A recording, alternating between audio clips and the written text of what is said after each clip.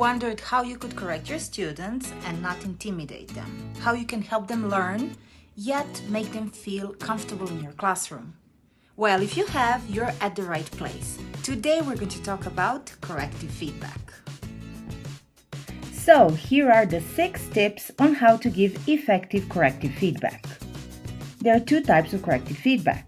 Indirect, where students do more thinking because they need to self-correct. And direct, where teachers do more explaining and tell students what the mistake or error was.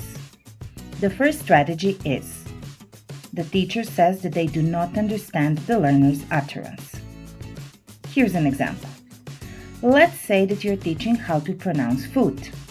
The word is hamburger. The student says, "He likes hamburgers." The teacher asks, "Could you repeat that, Thomas? What does he like?" The teacher asks this question because she expects from Thomas to self-correct and say hamburger. The second tip is a bit less direct. Here, the teacher uses rising intonation to repeat the phrase and stresses the error it contains. Here's the situation. The student says, "He like ice cream."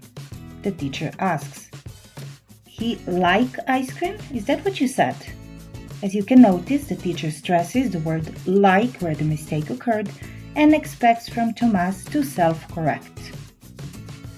Somewhere in the middle between direct and indirect is the third strategy. The teacher repeats the beginning of the phrase which contained the error, but stops before the error in order to elicit the correction. Let's use the same example. The student says, "He like ice cream." The teacher starts the sentence. "Oh, so he," expecting from the student to self-correct and continue. The fourth strategy is more direct. Here the teacher gives a short clue to the way an error needs to be corrected. For example, past tense or article. Here's an example. Thomas says, "He like ice cream." The teacher says, "Remember that in present we add s to the verb." Thomas self-corrects. "Oh yes, teacher, he likes ice cream." Number 5 is: the teacher provides the corrected form and stresses the correction. In this situation, the student says, "He like ice cream." The teacher corrects directly. "Oh, so he likes ice cream." Likes. You can notice that the teacher stresses the correction without any additional explanation. Finally, the most direct strategy to provide feedback is: the teacher gives a short explanation of why an error needs to be corrected and provides the correct form. Here, the student says, "He like ice cream."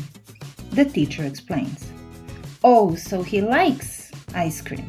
In present simple, you need to add an s to the verb. All 6 strategies are effective, but remember to combine direct and indirect feedback. This will help your students develop metacognitive skills and not feel intimidated in your classroom. You can offer feedback immediately after the mistake happens, or you can also choose not to interrupt your students, write down the mistakes, and share them at the end of the class on a whiteboard or a Jamboard.